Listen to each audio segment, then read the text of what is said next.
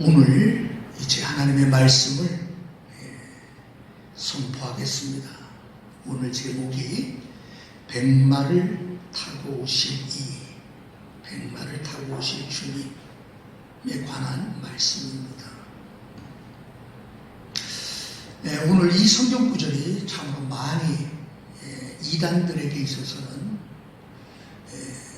자칭 메시아라고 하는 자들은 한결같이 백마 탄 모습, 하얀 도포를 입고 백마 탄 모습으로 사진을 찍어다가 크게 걸어놓는 것, 여러분 예전이나 지금이나 마찬가지로 이 백마를 타고 온다라고 하는 이 부분을 여러분 많이 왜곡하죠.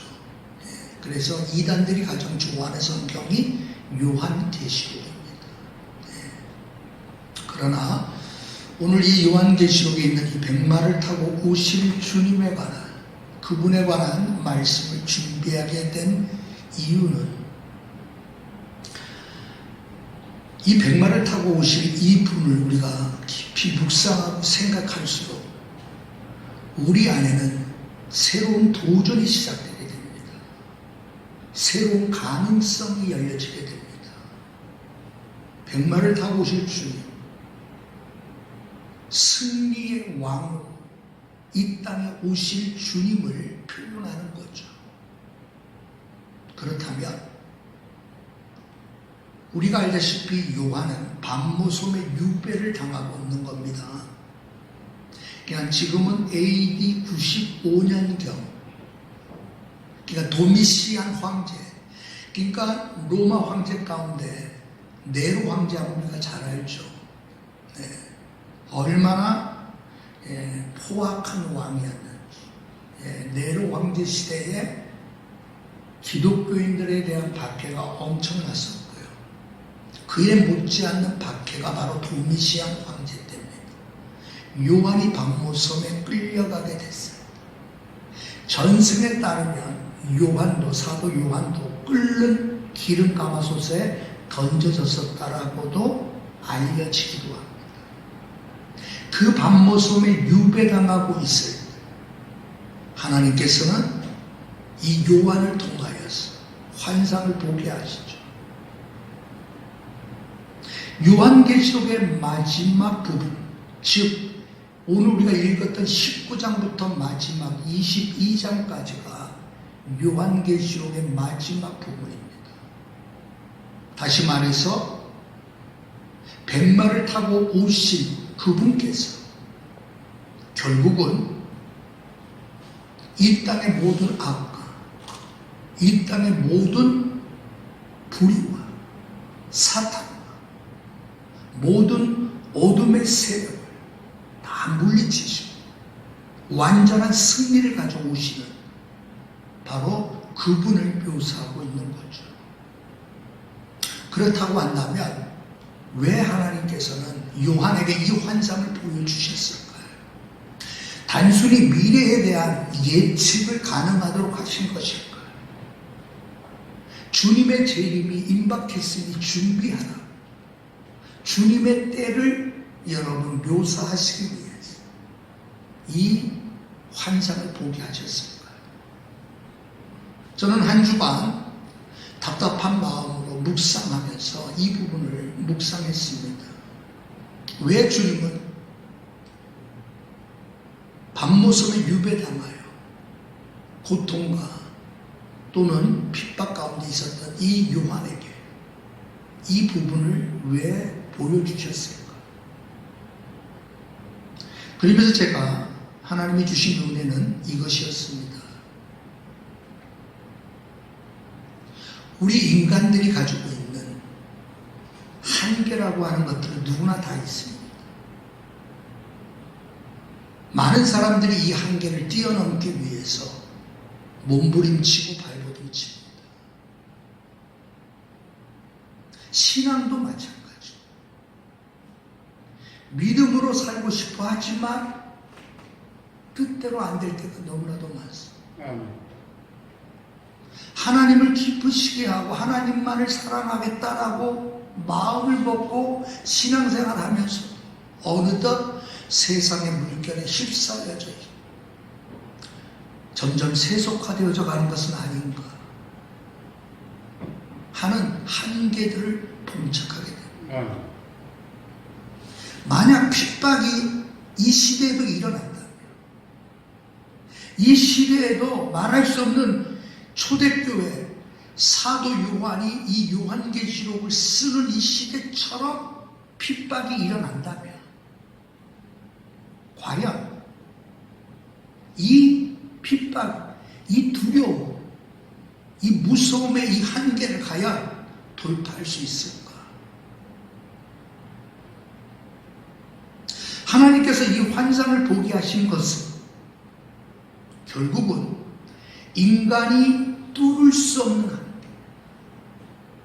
인간이 넘어갈 수 없는, 더 이상 가지 못할 것과 같은 마지막 한계를 뛰어넘게 하시려고 하나님은 이 환상을 보여주신 것이 아닐까. 아멘. 그런 생각을 하게 됐습니다. 아멘.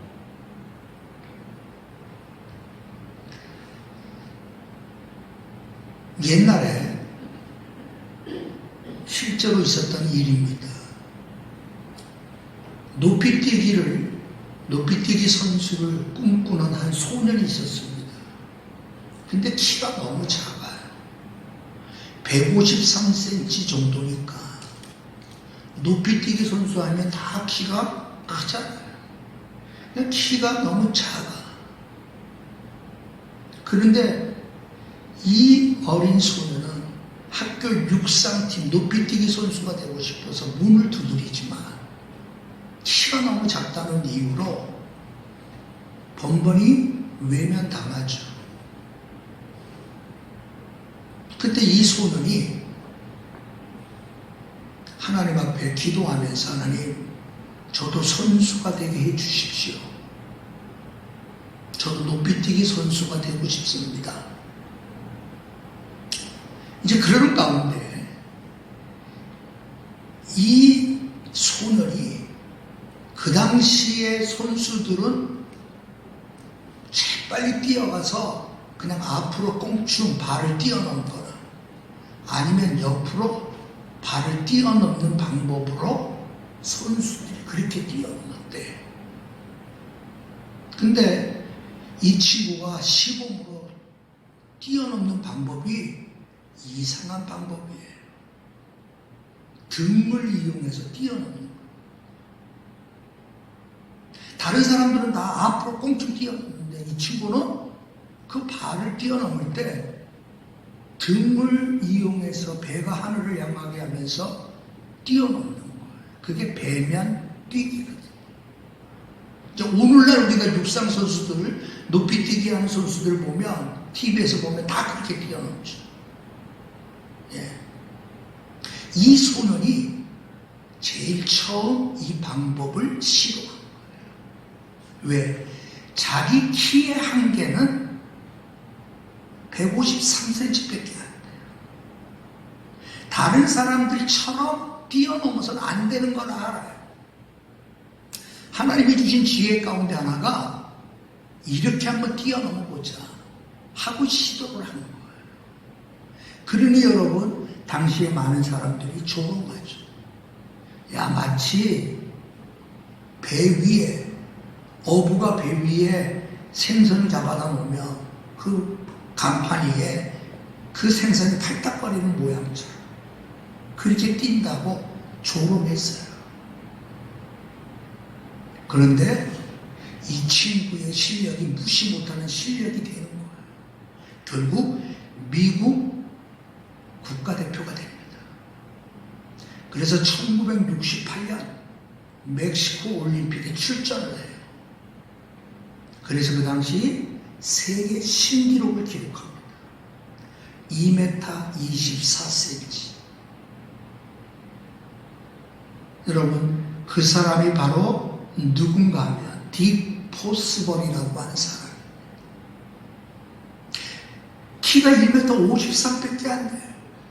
세계 신기록을 기록하는, 전 세계가 여러분 난리가 났죠.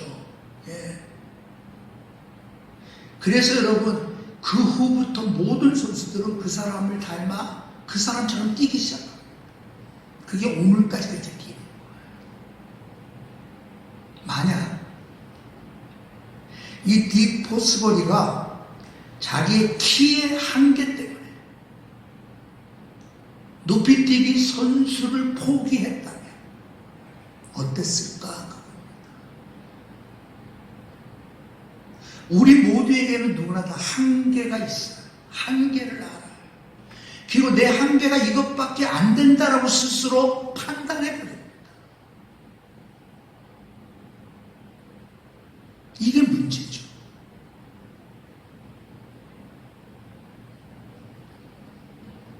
대부분의 이 한계를 여러분 맞닥뜨리게 되면 포기하기 십상입니다.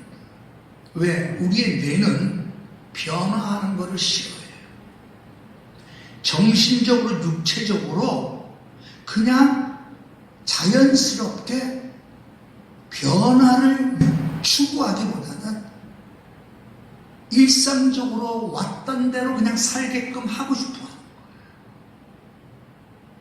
그러니 여러분, 우리는 이 한계를 뛰어넘지 못하는 거죠. 여러분, 사랑하는 우리 성교회 여러분, 여러분들은 어떤 사람인가요? 위기가 닥쳐오고 어려움이 닥쳐오고 핍박이 닥쳐오고 사도 요한의 시대처럼 끓는 기름가마에 던져질 위기, 화형대 위에서 불사라지는 위기, 사자의 입에 물릴 수밖에 없는 그 처참한 광경 속에서 과연 내가 뛰어넘을 수 있는가? 나의 신앙의 한계는 어디일까? 그러면서 오늘 본문의 말씀을 묵상하게 된 겁니다. 어떤 사람은 여러분 지레 포기합니다. 안 될 거라고 생각하는 거, 이기지 못할 거라고 생각하는 겁니다. 그냥 피해보고 싶어 하는 거예요. 그러나 어떤 사람들은 도전하는 사람이 있습니다. 어떤 사람들은 부딪혀 보려고 하는 사람이 있어요. 우리 성문교회 성도 여러분들은 어떤 사람입니까? 상습적인 포기자입니까? 아니면 과감한 도전자입니까?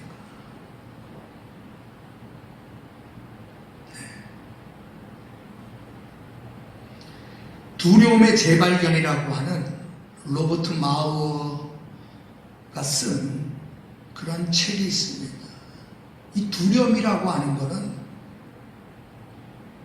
두려움이 없는 것이 용기가 아니고, 두려움에 대해서 그가 말합니다. 두려움이 없는 것은 용기가 아니다는 거예요. 두려움이 없다라는 것은 뇌가 없다라고 그렇게 표현합니다. 사람은 누구에게나 다 두려움이란 다 존재한다는 거예요. 그렇기 때문에 이 두려움을 없애버릴 수 없다는 거예요. 다만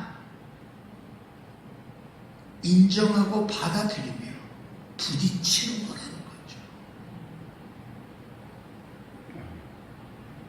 오늘 우리가 2주간 비대면 예배를 시행하게 됩니다. 우리 부산에 있는 교회들은 반대하죠. 부산에 있는 교회들은 1800개 교회들은 우리는 정상적으로 예배 드립니다. 그리고 부산에서는 정상적으로 예배 드립니다.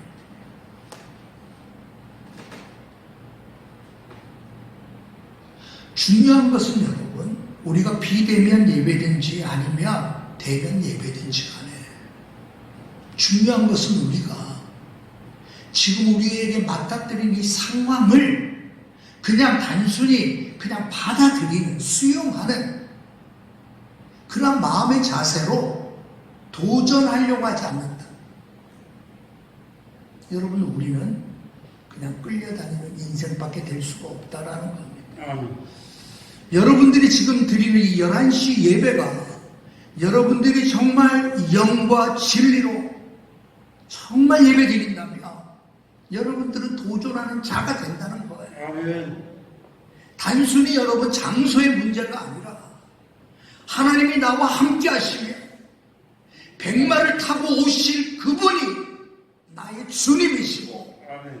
그 백마를 뒤따르는 거룩한 세마포 옷을 입은 거룩한 무리가 바로 나라고 하는 이 사실에 대한 확신이 있다면 어떠한 상황 속에서도 우리는 부딪히려고 한단 말이에요. 아멘.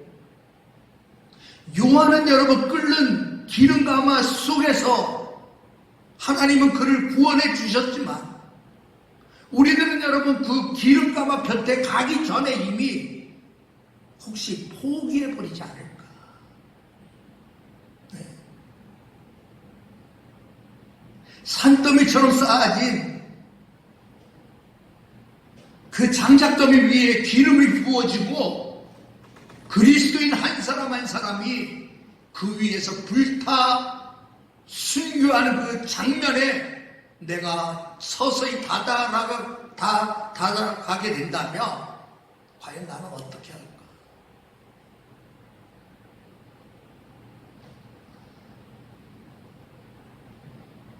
세상에서도 여러분, 세상에서도 우리의 뇌에 대한 연구를 많이 하잖아요. 쉽게 얘기해서 여러분 그냥 포기하는 사람이 있어요. 지혜 포기합니다. 그리고 시대와 상황과 주어진 여건에 그냥 순응하며 살려고 하는 자가 있어요. 그러나 우리의 뇌는 여러분 한계가 없대요. 우리의 뇌는 한계가 없대요. 우리의 가능성과 잠재력은 쇠뇌되어서 우리 스스로가 한계를 정하고 있대요. 그게 요즘에 언락이라고 하는 책에서 주장하는 내용이에요. 언락. 잠겨지지 않았다라는 거죠. 우리 뇌는 잠겨져 있지 않다 이 말이에요. 왜? 스탠포드 대학교 수학교육과 교수가 쓴 책이에요.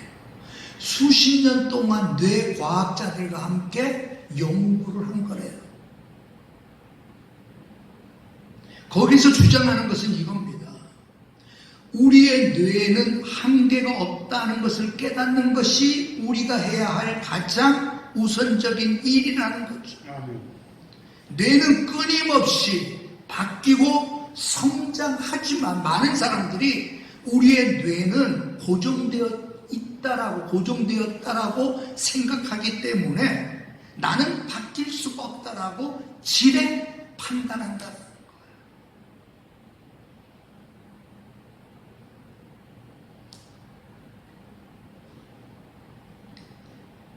믿음이 있다면 해낼 수 있다라고 하는 그 믿음 또는 해낼 수 없다라고 하는 이 편견 둘 중에 하나를 선택해야 된다는 거죠. 나는 해낼 수 있다라는 믿음, 나는 해낼 수 없다라고 하는 편견 이 둘 중에 하나는 당신의 몫이라고 그 책에서는 그렇게 주장합니다. 오늘 여러분 세상에서도 뇌를 연구하며 어떻게 하면 학습 교육을 더 잘 시킬 수 있어요. 뇌를 연구하는 사람도 여러분 한계를 뛰어넘게 만드는 뇌의 활동에 대하여 여러분 많이 연구들을 해요. 우리에게는 여러분 뇌의 문제가 아니잖아요. 우리에게는 백마를 타고 오실 그분. 그러면서 여러분 성경은 이렇게 말씀하시죠. 그 이름은 충신과 진실이다. 그리고 그분은 불꽃 같은 눈을 가지고 계시고 수많은 관을 쓰고 계신 그분이라. 그분은 피 뿌린 옷을 입고 있는데 자기밖에 아는 이름, 그 이름을 가지신 분이라고 얘기하죠. 그리고 그의 입에서 예리한 검이 나오게 되고 그것으로 결국 만국을 치겠고 신이 그들을 철장으로 다스려 그리고 하나님의 맹렬한 진노로 그들의 포도주 틀을 밟아버리겠다. 백마를 타고 오실 그분에 대하여 요한은 바라본 거예요. 뭐가 생기겠어요?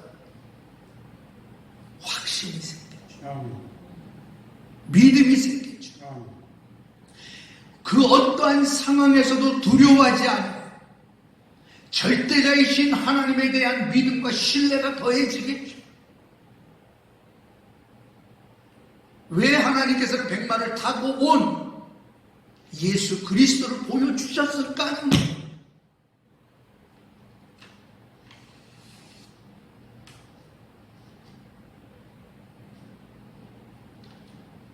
보니까 이 북한에 선전 노래 가운데 장군님 백마 타고 달리신다라는 게 있더라고요. 장군님 백마를 타고 달리신다는 거예요. 그러면서 가사가 이래요.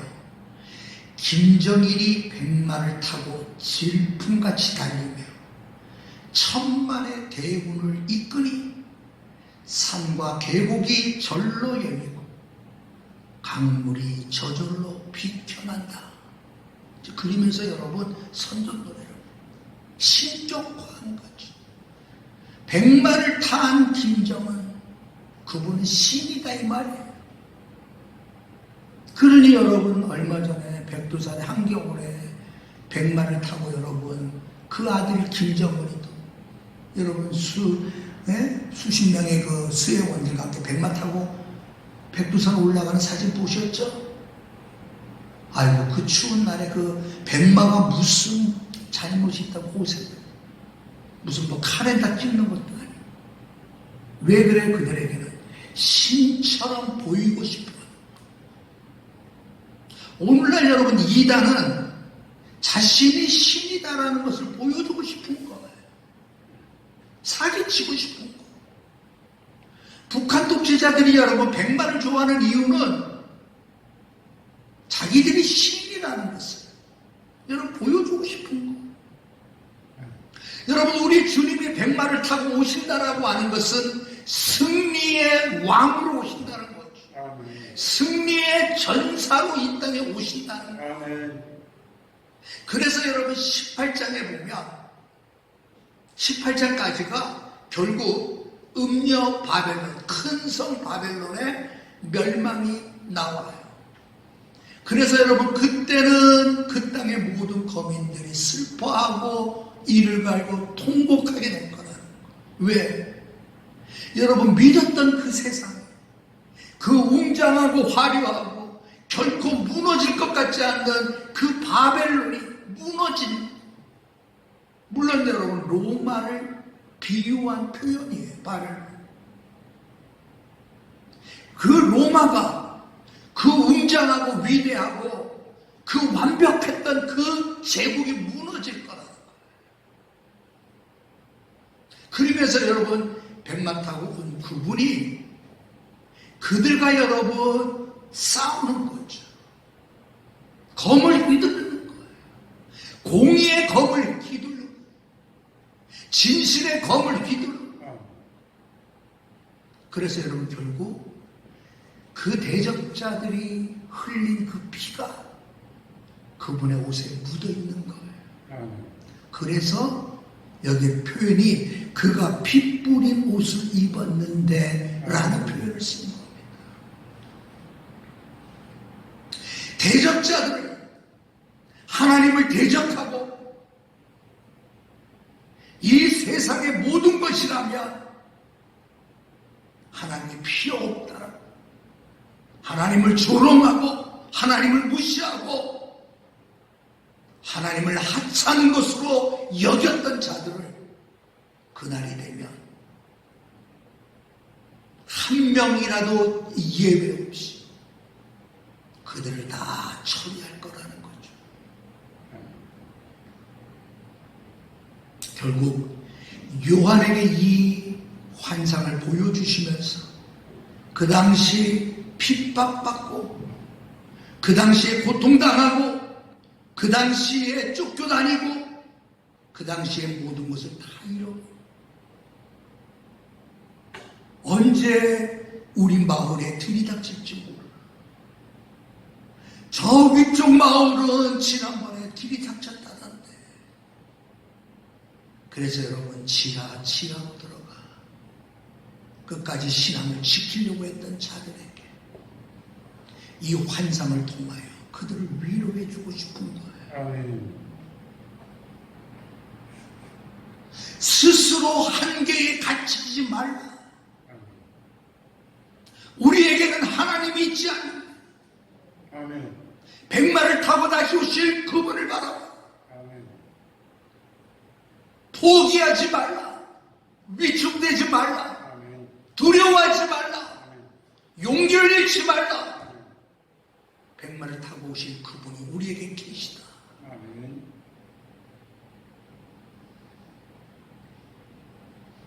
자, 그런데 우리가 알아야 될 게 있습니다. 앞서 말씀드렸지만 이 요한계시록은 여러분 단순히 미래에 대하여 예언을 한 그러한 예언의 책이 아닙니다. 요한계시록의 시작과 끝을 보면 알 수 있는데 시작은 이런 말씀이죠.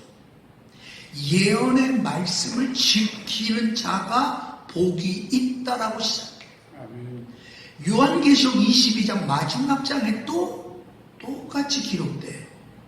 이 예언의 말씀을 지키는 자가 복이 있도다로 끝납니다. 그러면 요한계시록의 목적은 뭐예요?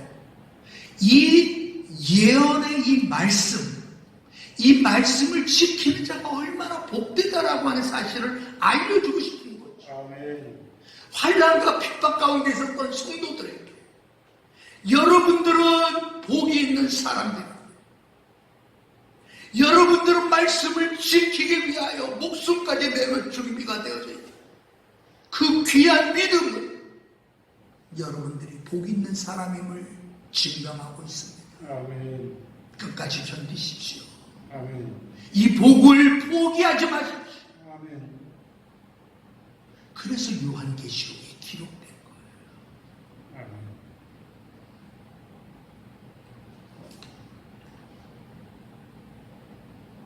그러므로 여러분, 우리에게는 백마를 타고 오실 예수 그리스도를 묵상하며 또 묵상할 때 세상으로부터 오는 위협과 두려움에서부터 우리는 벗어나게 될 것이고 아멘. 백마를 타고 오실 그분 공의로 세상을 심판하시고 원수와 대적자들을 물리치시고 아멘. 마지막 날 영원한 천국에 우리를 인도해 가시 그분을 바라보며 우리가 살아가는 것이 아멘. 그리스도인들의 참다운 소망이 되는 줄로 믿습니다. 아멘. 오늘 여러분 우리들은 이 어려운 시대에 이 시기에 우리 주님께서 진실하고 충성된 증인으로서 사셨던 것처럼 오늘도 우리는 하나님의 뜻을 좇자 어떤 상황 가운데서도 이 주님만을 바라보시고 주님을 닮아 진실되고 충성스러운 삶을 사셨어요. 오늘 본문에도 나옵니다만 이